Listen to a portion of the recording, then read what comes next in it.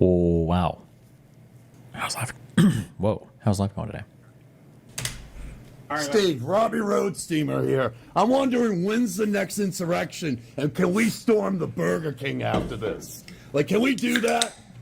I mean, doesn't he look great now? We were in Danbury the first month together. He looks great. You don't remember me? We were lifting weights and stuff in the weight room. When's the next insurrection? How are we going to do this and stuff, man? You know what? If I'm leaving, I'm having a good time. He looks like Yoda with AIDS right now. Robby roadsteamer, no political violence, people. This place smells like mothballs.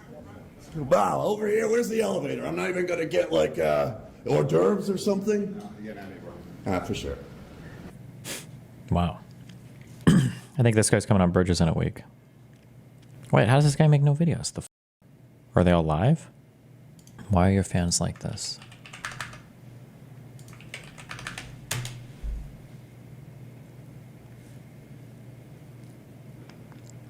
Have you heard of this streamer Destiny? I have not. Who is she? He's a political YouTuber, or he's a political streamer on YouTube. He's kind of center left, but Destiny is a girl's name. Yo, chill. I got played like a fiddle. Okay. This guy mainly writes articles.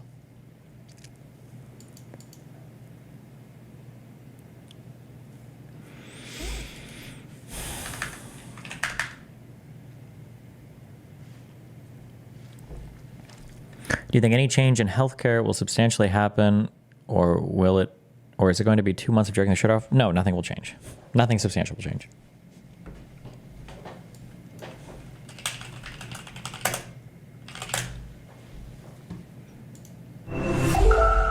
Got famous for his TED Talk. I want to do a quick exercise. Close your eyes. I want you to picture your best friend. Think about what specifically you love about them. What trait makes them them? Now open your eyes. I don't know what each of you came up with, but I'm pretty sure I know what you didn't come up with. I'm pretty sure none of you thought of their race. What makes Jim Jim is the fact that he's 6'2" and a redhead. I'm guessing you chose their inner qualities, their sense of humor, their generosity, their intelligence, qualities they would have no matter what they looked like. There's one more quality I'm pretty sure you didn't choose: their race. Of all the things you could list about somebody, their race is just about the least interesting you could name, right down there with height and hair color. Sure, race can be good source material for jokes at a comedy club, but in the real world, a person's race doesn't tell you whether they're kind or selfish, whether their beliefs are right or wrong, whether they'll become your best friend or your worst enemy. But over the past 10 years, our societies have become more and more fixated on racial identity. We've all been invited to reflect on our inner whiteness or inner blackness as if these racial essences define who we are. Meanwhile, American society has experienced the greatest crisis in race relations in a generation. Gallup has been asking Americans how they feel about race relations, and this chart is the result. So as you can see, between 2001 and 2013, most Americans felt good about race relations. Then both lines take a nosedive. It's no exaggeration to call this one of the greatest crises of our time. And clearly, we need new ways of thinking about race if we're going to reverse this trend. So today, I'm going to offer an old idea, but it's an idea that's been widely misunderstood. You've probably heard it before. It's called color blindness. What do I mean by color blindness? After all, we all see race. We can't help it. And what's more, I don't. Race can influence how we're treated and how we treat other people. So in that sense, nobody is truly colorblind. But to interpret the word colorblind so literally is to misunderstand it. Colorblind is a word like warm-hearted. It uses a physical metaphor to capture an abstract idea. To call someone warm-hearted isn't to Aren't all ideas abstract? talk about the temperature of their heart, but about the kindness of their soul.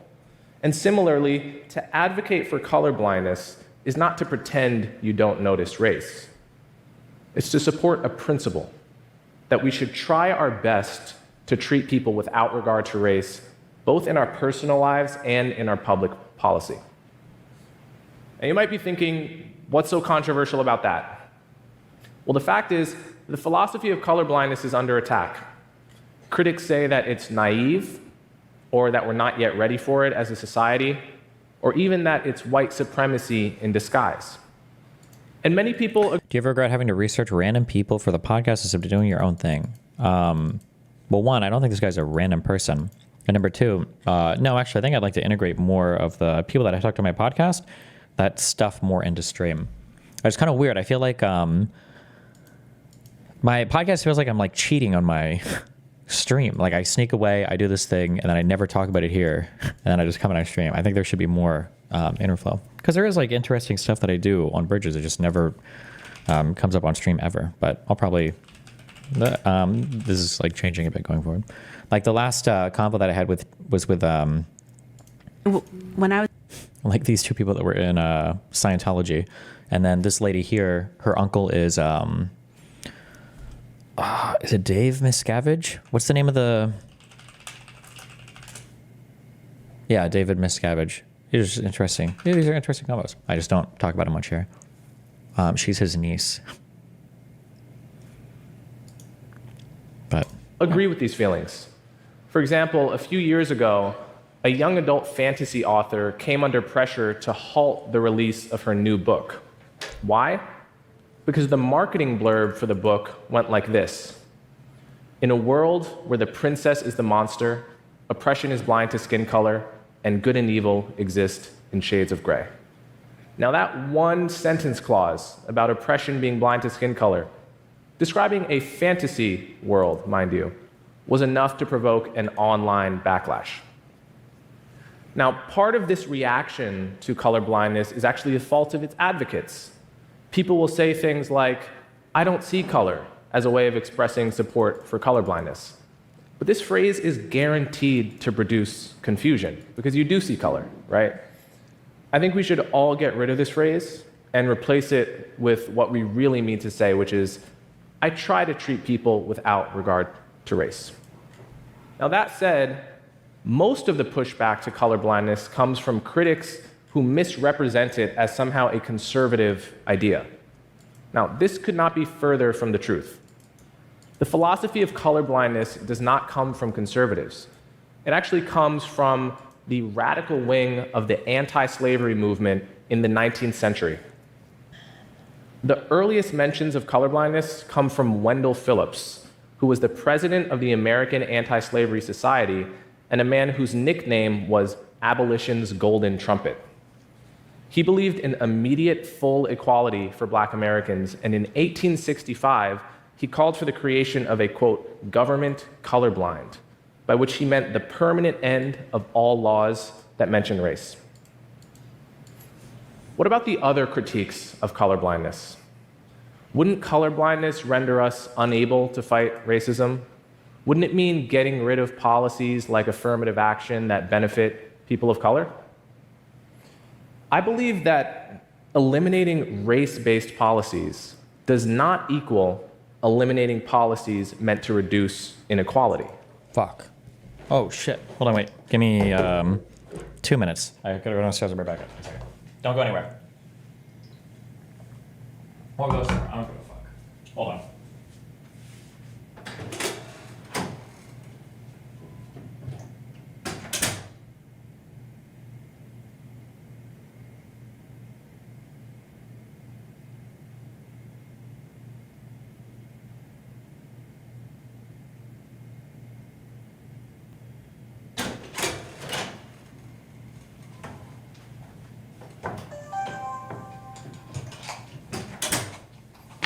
What?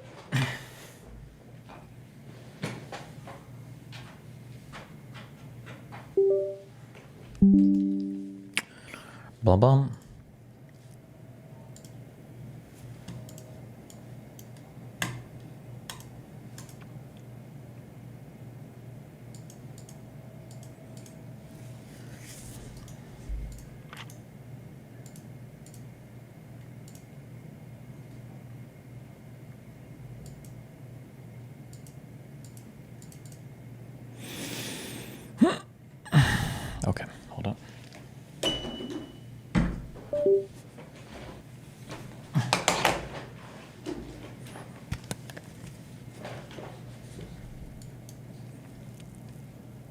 Oh, maybe? Okay. Do I have color back on my camera now?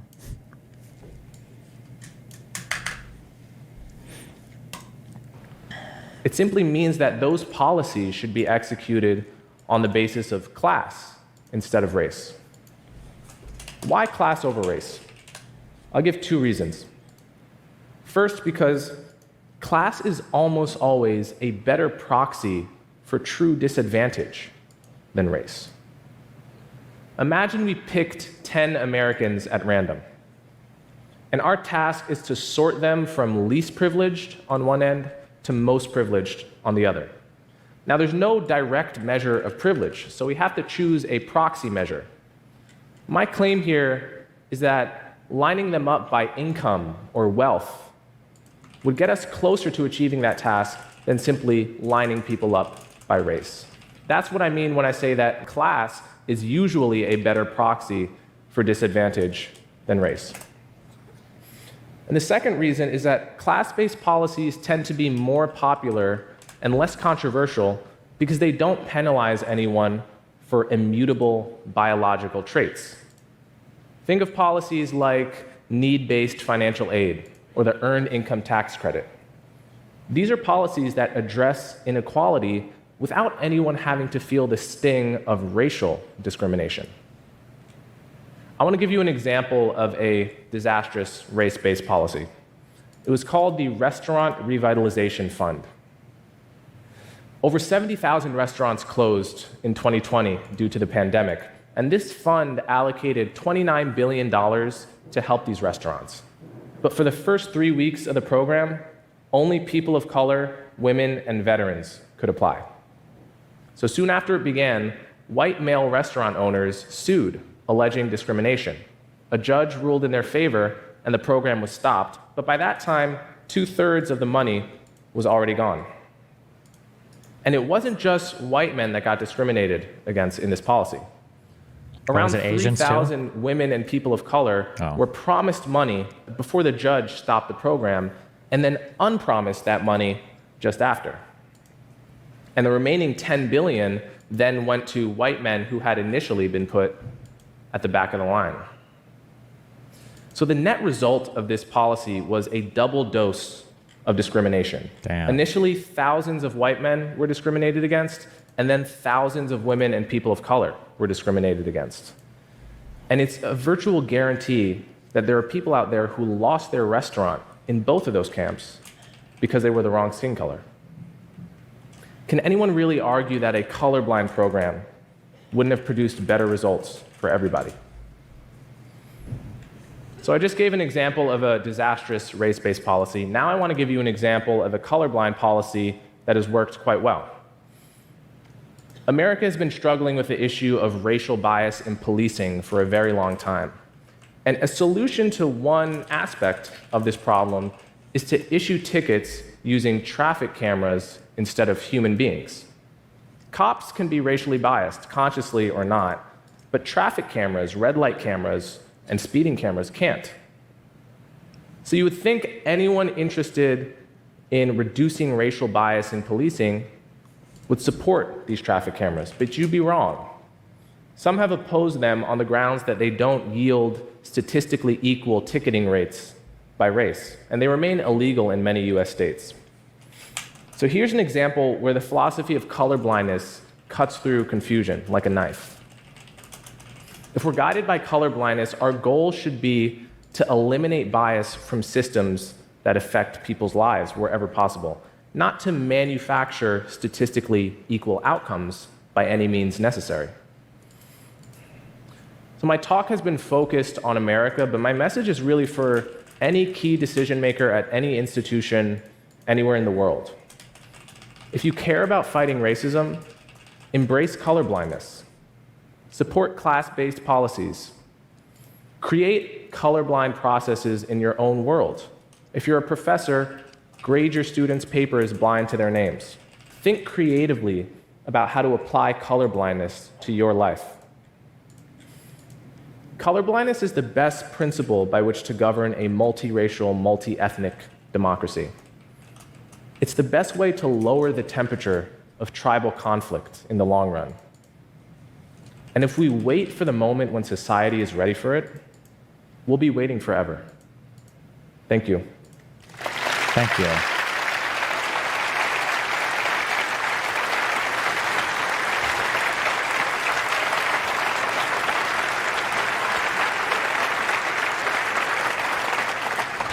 Coleman, thank you. Okay, nice. Perfect. Time to do all my stuff. All right. How we do it today?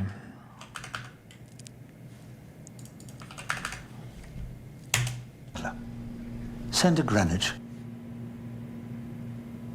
Okay. I watched Trigonometry for the other guy. The guy that just stares the whole time. A conservative versus not conservative issue. This to me is, it's like it's a mind virus, this stuff. It really is. I think you're right. It's not necessarily political. I don't know whether an army should reflect society. I don't give a shit if it reflects society. I don't care. I want the army to be good at doing its job. Why does every institution have to be a tool of... What am I doing on this show? Social engineering, effectively, right? What is my purpose here? Does anybody know? What have I to offer? What's inside my head? Should I be listening to what that other bloke just said? What should I say? I'm at a loss. If I start talking now, will Constantine be cross? I haven't read the news or studied any books.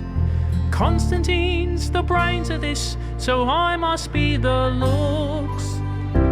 I know that there will come a day when I will come up with a clever thing to say. And when I say it, everyone will know what I am doing on this show.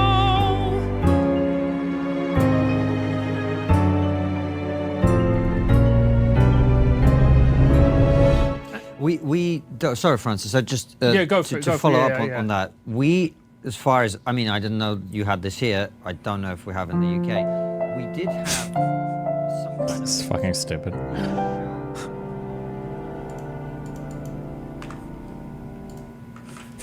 Okay.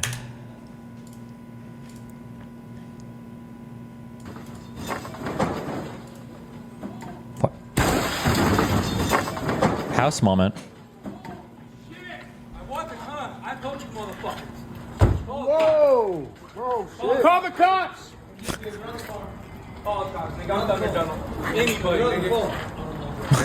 Holy shit! Is anybody under the car? No. What does he do? Why did he take his coat off and put it back on? It's running. Why did he roll his sleeves up? Who's ready to fight a dude who just crashes his car into a building? This motherfucker's crazy. Holy shit! Is anybody? It's running.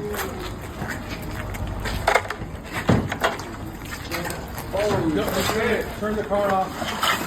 Don't move it. Don't move it. Shut up. Nobody was there? No. How old is that man? We have all this information. We have all this information. Yeah. Yeah, he's awake.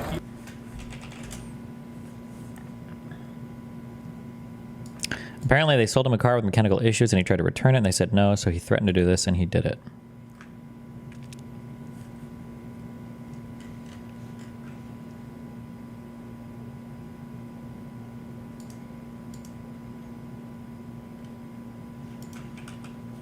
Okay.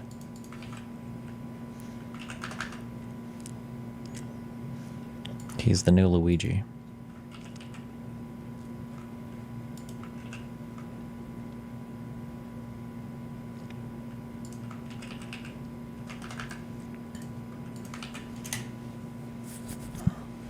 Four out of 5 doctors can't answer an introductory statistics question. Doctors are midwits maintaining a medieval guild system, not geniuses.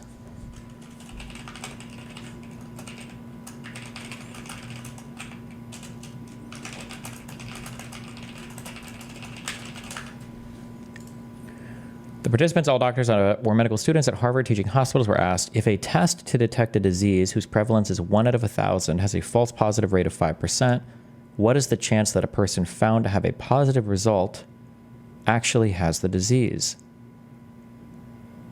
Assuming that you know nothing else about the... Oh, Jesus. A test to detect a disease whose prevalence is 1 out of 1,000 has a false positive rate of 5%. What is the chance that a person found to have a positive result actually has the disease? So if you test all 1,000 people, you would expect one person to have the disease, and you would expect 5% false positives. So either 50 people or 49 people would be, I don't know if it would be 50 or 49. So the chance would either be, the chance that the person has the disease, if it comes up positive, is probably about 2%.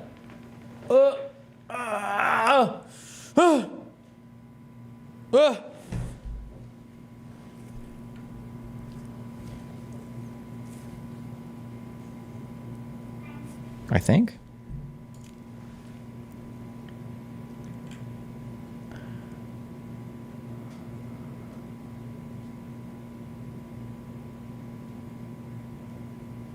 Fewer than a fifth of participants gave the correct answer, and most thought that the hypothetical patient had a 95% chance of having disease. Wow. I wonder what the type of test was, or I don't know if stats is like a big part of being a doctor. Like, I don't know if you need to take like a stats course. Like if you're working in research, for sure, but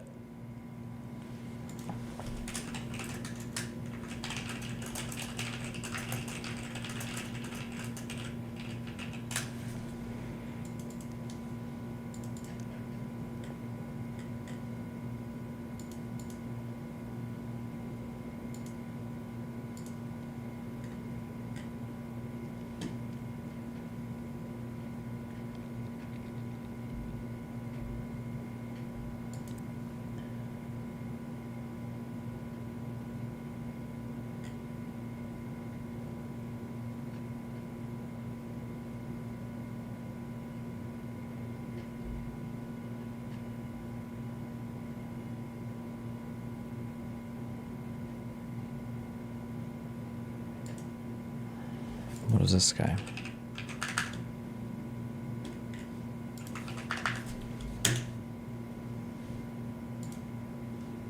Might be able to relieve a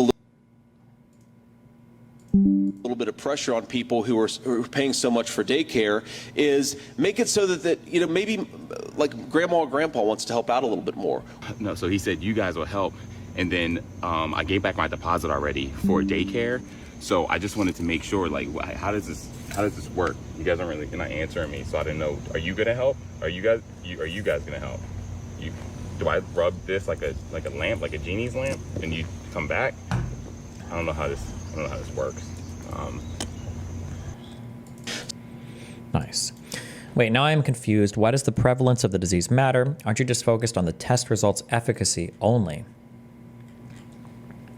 You know how in House somebody always says there's like every season there's like an episode where they're like, we should do a full body scan, and then somebody's like, or no, it's always in House always like, we're not gonna do a full body scan, there's a bunch of bullshit on that, I don't want to fucking waste my time.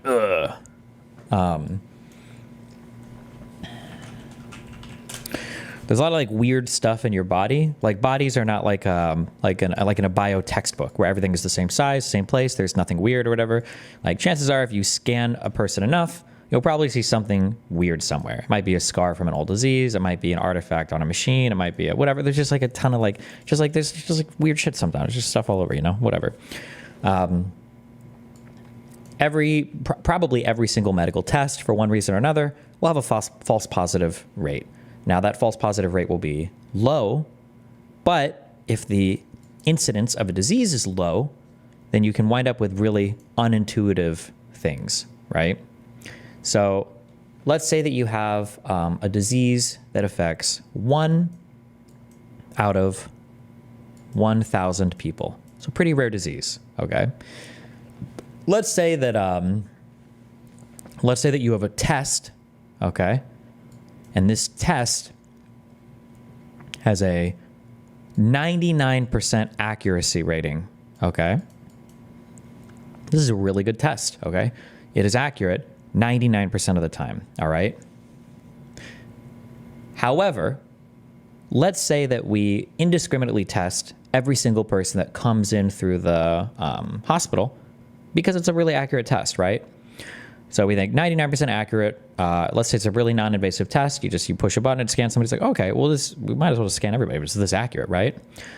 Well, the issue is that if 1,000 people come through our door, we would expect only one person to have the disease, right? Because the incidence of the disease is 1 out of 1,000, right? So only one person is going to have the disease. However, if we have a test that gives 99% accurate readings, wait.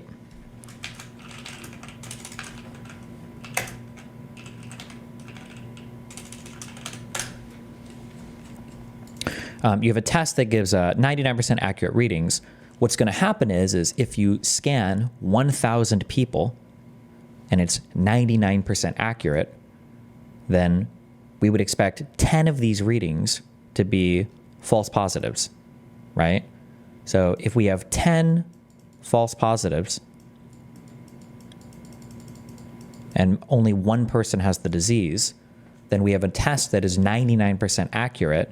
However, less than 10% of the people that turn up as positive are actually sick with the disease, right? So this is the issue. There's a name for this. I don't know what it's called, but this is why, there's a number of reasons, not just this, but this is why a doctor won't just like order 50 million scans or do everything for everybody. It's just because you're going to wind up with false positives. You're going to wind up, I mean, there's obviously side effects and everything from testing as well, but like, yeah. But some people in chat are saying it's called the base rate fallacy. I don't know, whatever. But yeah.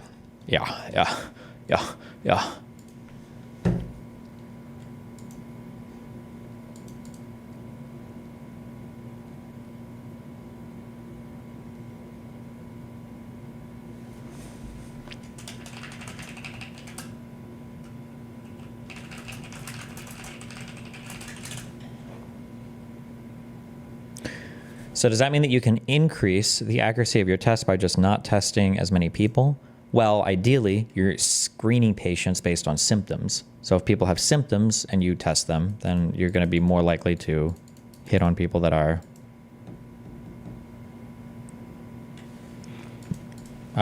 hopefully you're increasing the accuracy of your test, whatever bullshit, right?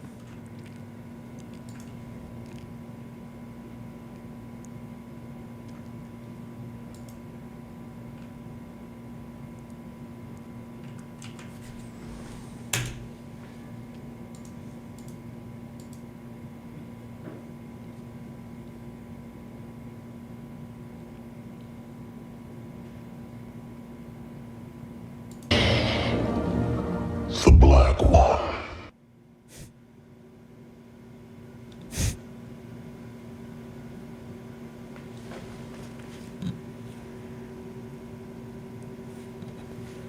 Why? Okay.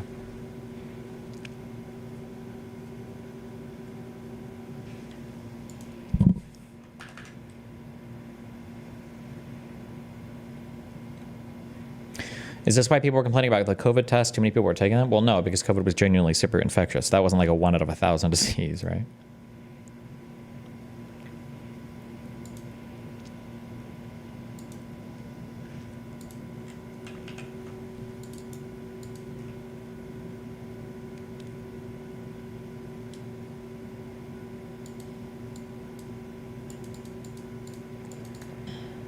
Which profession do you think has the highest IQ? Streamer.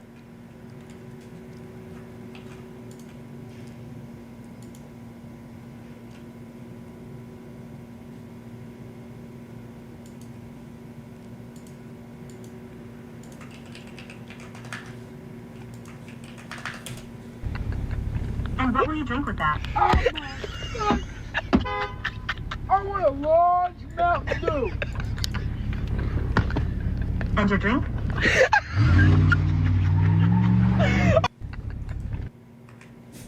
Based.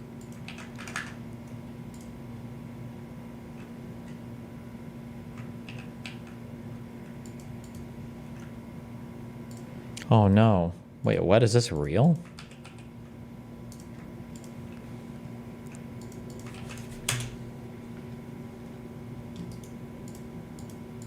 For anyone who doesn't know, I have really bad depression. Tom Jump was a guy we've debated in the past.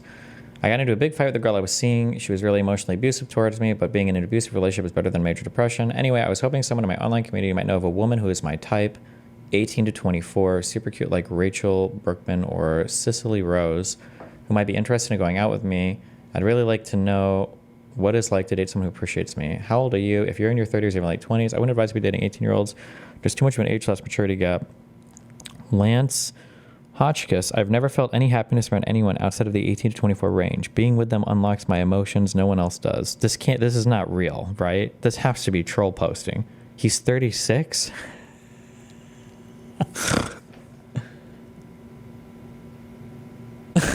This can't possibly be real.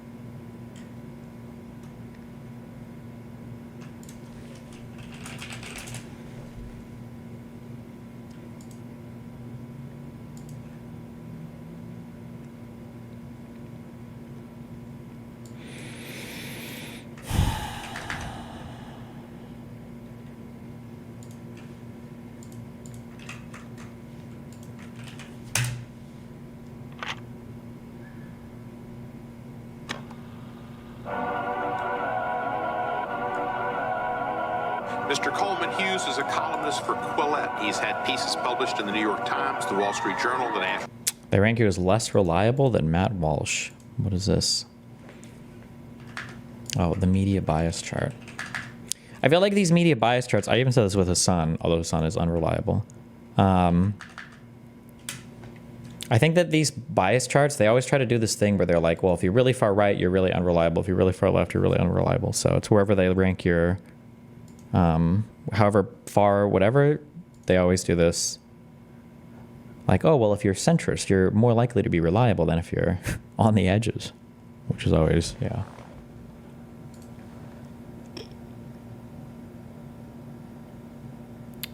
The idea that they would put Russell Brand as centrist too is kind of funny.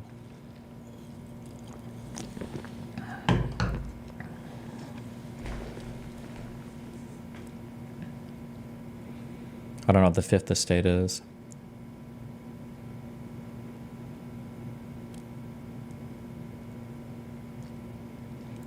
I don't know what a lot of these are. I don't watch a lot of mainstream media.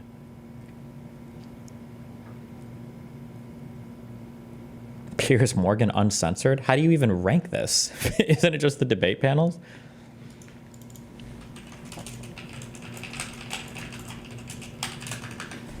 Look at Fox News. Well, this is Fox News Sunday. I've always said this, for all the mainstream medias, the reporting is usually not that inaccurate. Whether it's CNN, Fox News, like usually just like the reporting is generally pretty factual.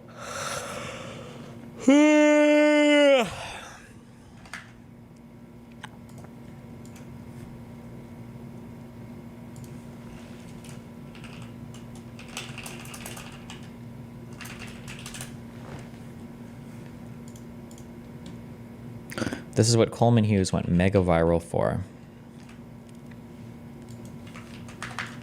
First question.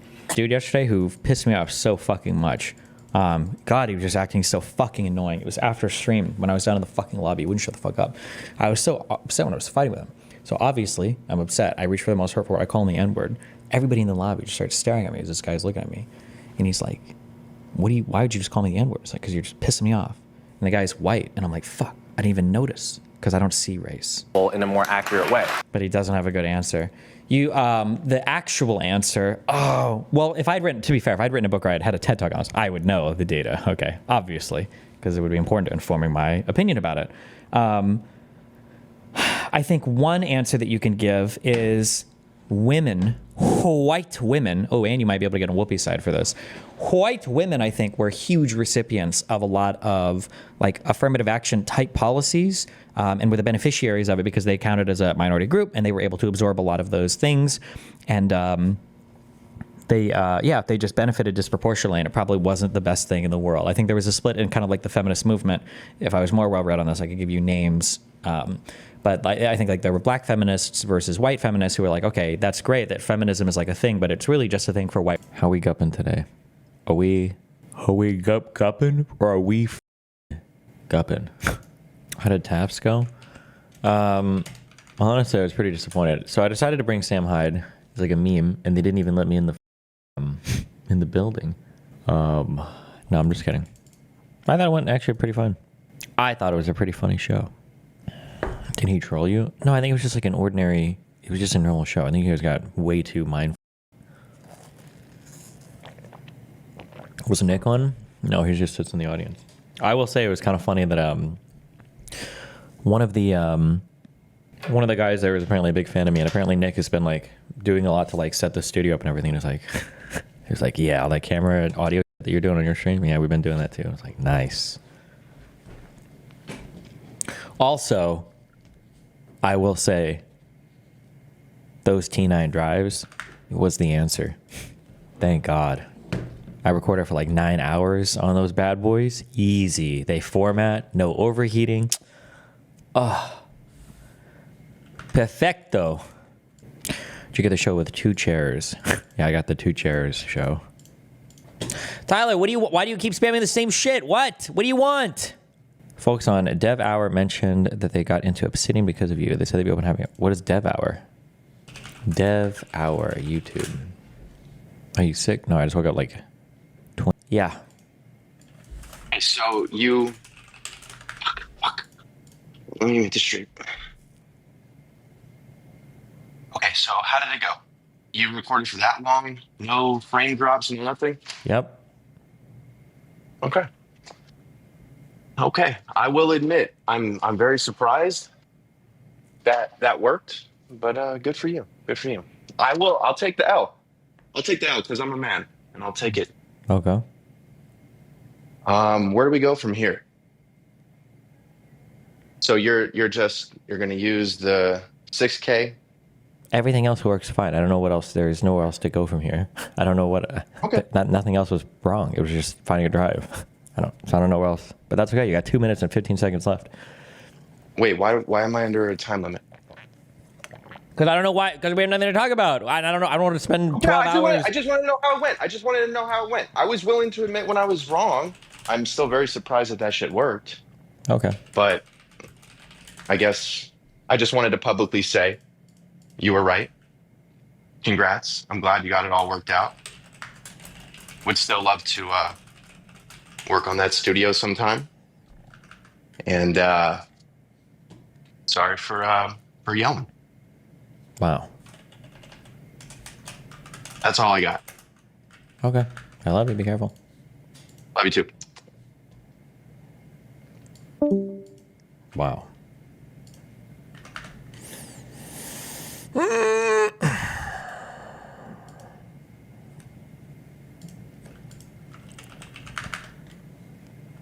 Darius messaged me and asked, "Is this worth?" I don't know what any computer stuff is worth these days. Wait, a 4070 Super and a 1400F for $1,300? Is this?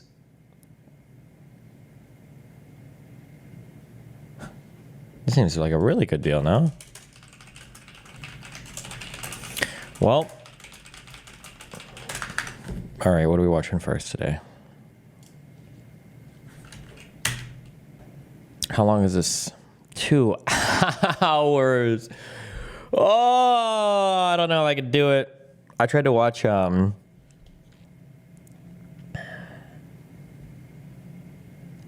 I'm getting blackballed by Lonerbox H3 comments. All you gotta do is be attractive and you win. It's more than that. There's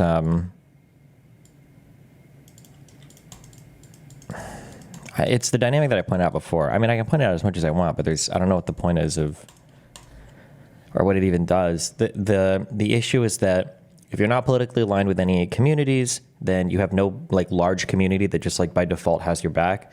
And since we're not politically aligned with any communities, if you're anywhere in my orbit, basically it's free reign to just like go off hard on you.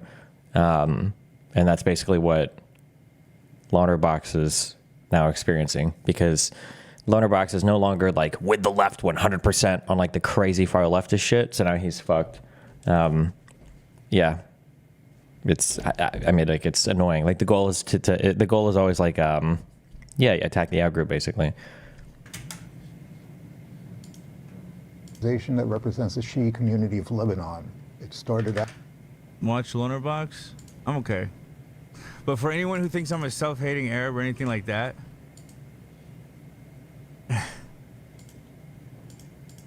y'all can watch him and then come back to me and then tell me how much you hate me. Out as a social service organization, actually an ambulance corps. You called Lonerbox a genocide supporter? Yeah, I mean, like that's basically how it goes. Yeah, you're either with them 100% or you're against 100%. Yeah. Yeah, I tried watching some of that Janksgiving, and it was. I think I turned on Statistical stream like 3 times. And every single time I turned it on, Hassan was saying the dumbest thing I've ever heard in my entire life, and it was like it was agonizing to listen to. Holy shit. You know, Hassan's on like he's just on a big level. Here's the other thing with Hassan. He's unreasonably good looking and like cool, genuinely a good person too. I will say, like, Hassan is actually a cool, fun, good person. Jesus. So cool, so fun, such a good person. Yeah. Is there not validity to this? No. Hassan wouldn't make it in any kind of like not the most popular kind of like media sphere apparatus thing or whatever, because he can't handle the haters or whatever. You can already see where like it bothers him a lot when he doesn't have like 100% of the narrative on his side or whatever. I mean, obviously like being attractive and everything helps for sure, but like on a personal psychological level, I don't think he'd be able to handle not being in the majority opinion on something. You notice how much he's hate watching you lately, way more than usual. Yeah, I don't know if it's because I was picking up more viewers or because there's nothing else to talk about, or I have no idea. I don't know. Yes, he's not in the tent. I don't know why you would say that, but God, fuck. It's so. This is how I'm trying to think of the comparison. Like when adults try to like talk about video games, or when like mainstream media tries to like 4channel is a place where B-tard posters post anon, crazy, wacky. It's like people have no concept of the space, like try to talk about it. And it's like, oh my God, it's so fucking cringe. Like, Lil Bro's not in the tent. He's not a Democrat. He's not even a liberal. He's a fucking leftist. Like, oh God. Cheney in it. It's got Hassan Piker in it. Yeah. It's got Dan Osborne in it. It's got Seth Moulton in it. Yeah. You know, tent shouldn't maybe feature Dick Cheney in it, but you know, everybody else I can have a conversation with. Great. All right. Now, look, the main pastime on the left, other than being mad for the last few weeks, is everyone saying how right they were all along about Democrats being out of touch and bound to lose. Arrest me. Sorry. So I sat at this chair. Well, maybe not at this chair, but I had the offline interview with John, I think a month before the election. And a lot of the concerns that I brought up to him, it seemingly came across as somewhat prescient, where people went back to the footage, and I've been seeing comments that were rather positive about, like, you know, okay, he said a lot of stuff there that was objectively correct, seeming. Yeah, I want to talk about one aspect of that. Is that somebody? I saw somebody post on the subreddit that that's not even true, that he said that he thought Kamala was going to win. I don't even know if I don't have the link to it, but which is that you were saying, others were saying that, hey, like Trump going on Rogan, Trump going on Theo Von, like something is happening here, and we need to understand it. We need to address it. It's real. And I remember, like, my experience. I still, however, maintain the position until this day, and I still maintain this position that Kamala Harris will most likely win the election come tomorrow. And this is not just me looking at the polls, even though, of course, I have looked at the polls this entire time, but also looking at the vibes. I don't just do poll analysis, I do polls plus vibes. Like, it's so...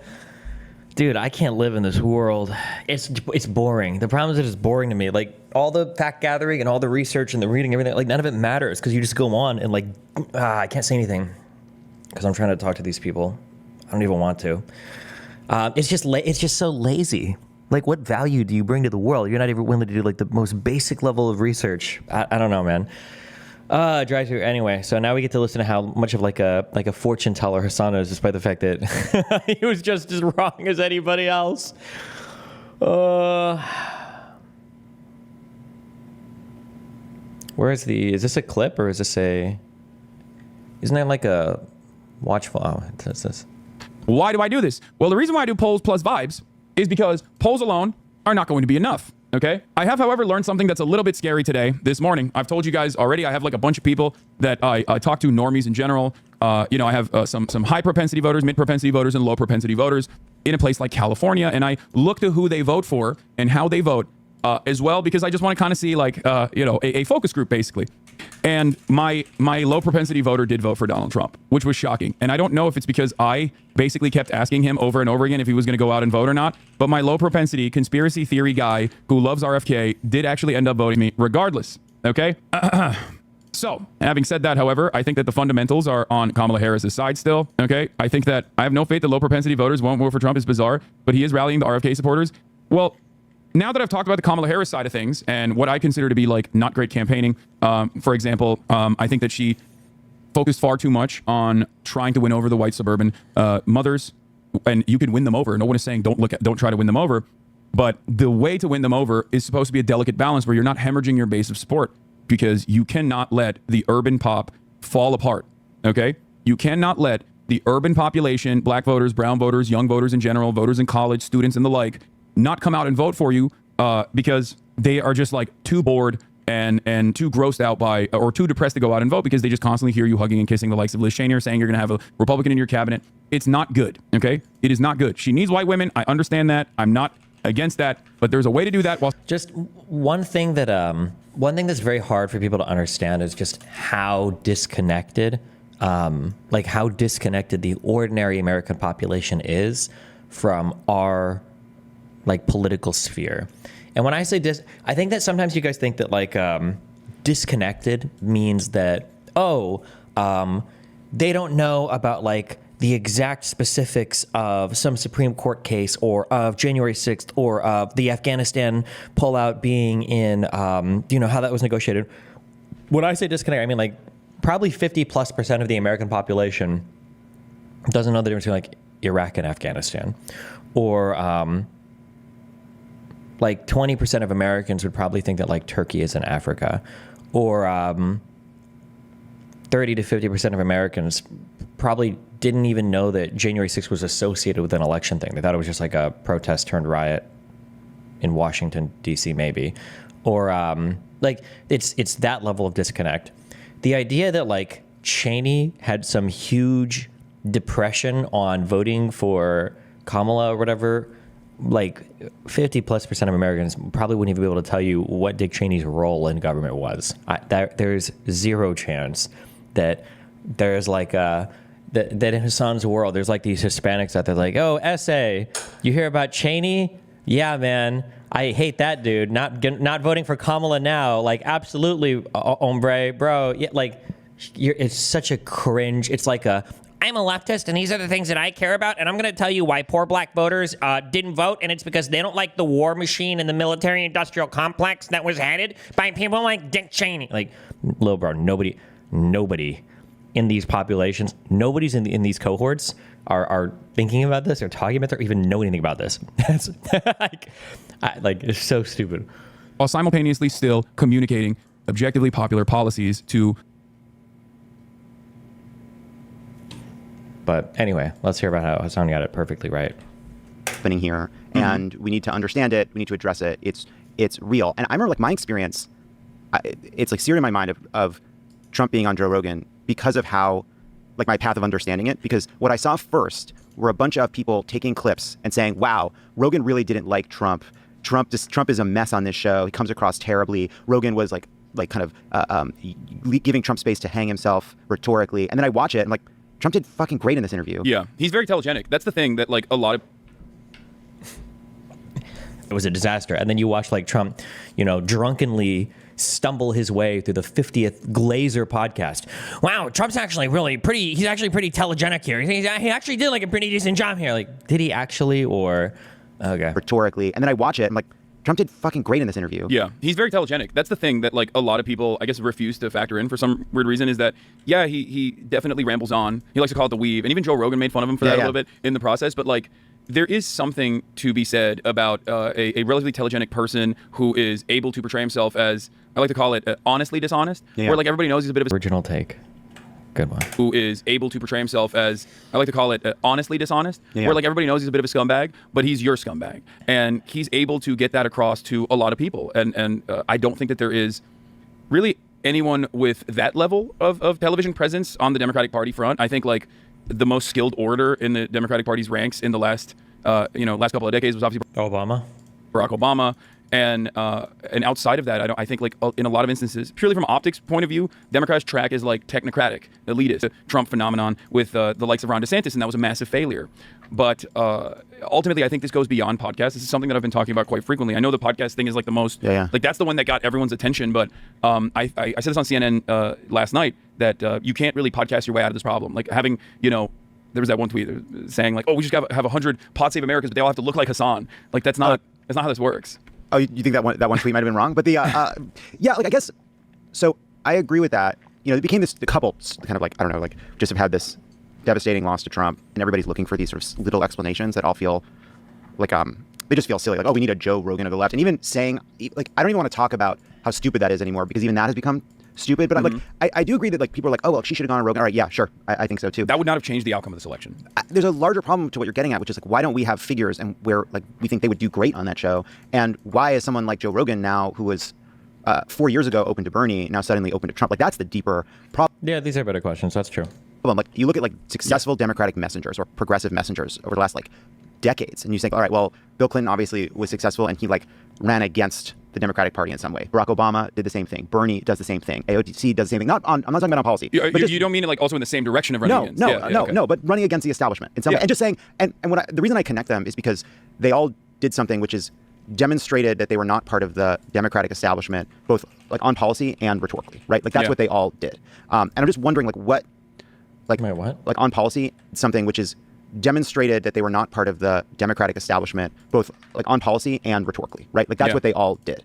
And I'm just wondering like the one place where like I know you like find, there's a place where there's like kind of an alignment of like the Seth Moulton critique of the Democratic Party and the lefty critique of the Democratic Party, which is just like, it's fucking annoying and like kind of, I don't know, like pedantic in some way. It's an incorrect interpretation, an incorrect autopsy to look back at a thing that the Democratic Party did not do at all and then say it's actually that reason. It's not anything that we did so far. It's not that we tacked to the right over and over again, despite people like myself and many others saying like, don't do this, you're going to hemorrhage the base, you're going to hemorrhage the base of support, you are going to cut away at your turnout, you're going to cut across many different constituencies that you rely on to create an effective coalition. And it's a very dangerous gamble to assume that you can decouple a lot of these people in the suburbs, a lot of like white women specifically, away from the Republican Party and vote for you instead. I know that they're high propensity voters, but it doesn't matter. There's still plenty of low propensity voters that you have to rely on to win. And that's precisely what the Democratic Party did. They hyper-focused on these key constituencies, despite the fact that polls were seemingly deadlocked after $30 million of ad spend. Why did they hyper-focus on these key constituencies when they should have just talked about the Gaza war the entire time? They should have talked about my issue, the thing that I care about. Key suburbs, right? Like the party. There's... I'm trying to think of the analogy. Is it like the king has no clothes? If everybody is willing to play a game, then there's no way that you can really counter it. So like if you have people in media who don't do any homework or research on things and they just get passed shit by interns or whatever, then I mean like there's nothing you can really do about it, right? My guess is this guy's probably never watched a Hassan stream before. He doesn't know anything about him. He doesn't know anything about his positions. He was probably told things about him. He's like, oh sure, yeah, bring him on or whatever and have him, co-chat. That'd be my guess. So I mean like if this is the level of responsibility or accountability you have for programs, then I mean there's nothing you can really do. And I'm just wondering like, But if the top-down message that you're communicating is not resonating with people, then you're not going to be able to win an election. You're not going to have the effective turnout necessary to win this election. And that is precisely what happened. Now, does that mean that Trump's messaging was good? Of course not. It wasn't. It was actually pretty bad. And I would even go so far as to say the anti-trans ads were actually a distraction and not good. It was only effective in the DC bubble, I think, and the consultant bubble and the media class that saw those ads and were like, oh my God, this is an incredible ad. Like, they really ruined Kamala Harris. Kamala Harris had a silly answer to an ACLU questionnaire, okay? That just shows that. Yeah, it wouldn't surprise me if those anti-trans Republican ads were probably pretty effective outside of the DC bubble, but it just because I feel like I've seen, was it exit polling or whatever, that there were certain like woke issues or culture wars issues that like motivate or, energize people a fuck ton. That she is not the most experienced politician. This was all the way back in, I believe, 2020, right? She literally had to drop out of the primary anyway at that time. That's one thing, okay? But that should not be a campaign killer. If you personally think that that's a campaign killer, then your campaign is weak. This message across the board should never be able to end a single campaign. Then Teflon Don is real. I mean, the man had the grab him by the pussy tape come out of as the October surprise in 2016, and he still won. And since then, there's been a litany of different controversies, including outside every night. The idea that we have the concept of medical bankruptcy. Homelessness was a huge motivator for the 2016 election. Then why is it that the states with the most amount of homelessness all vote blue? What? Like, it's just.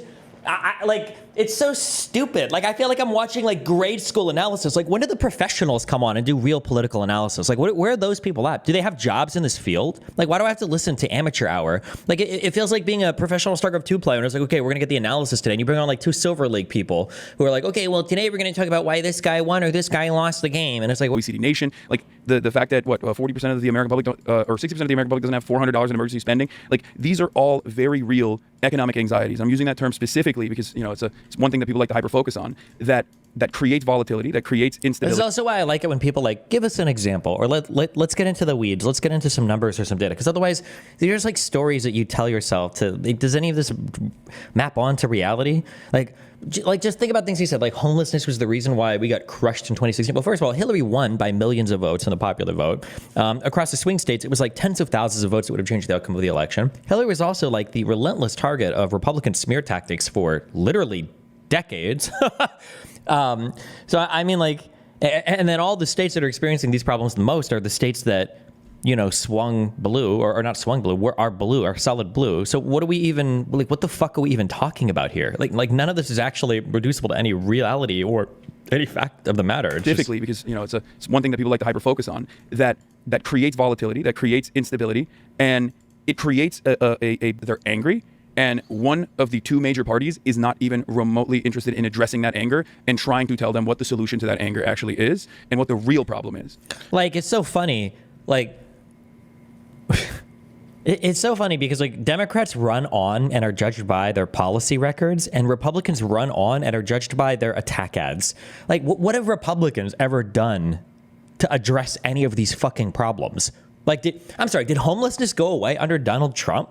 Or was the working class exploding and finally, catching up to the middle class and the rich under Trump? Or was, did we do anything about fixing immigration under Trump? No. Did we do anything about alleviate, none of these things get fixed by the Republicans, but I guess they have good ads and good slogans. So for some reason we feel like that's enough. So I want to break that into kind of how we, like, the Democratic brand, how we message and all, but also like on the policy front. So Joe Biden wins. He tries to kind of build consensus with Bernie. He brings in AOC. He goes to the left on antitrust. He does the Inflation Reduction Act. He does a post-COVID relief bill. He cancels as much debt as he can legally, even though the court is trying to stop him. Mm-hmm. Before the last year. Ooh, sounds making evil faces right now. Like, oh, don't say anything good about Biden. Oh, he didn't do enough. Oh, he could have done more.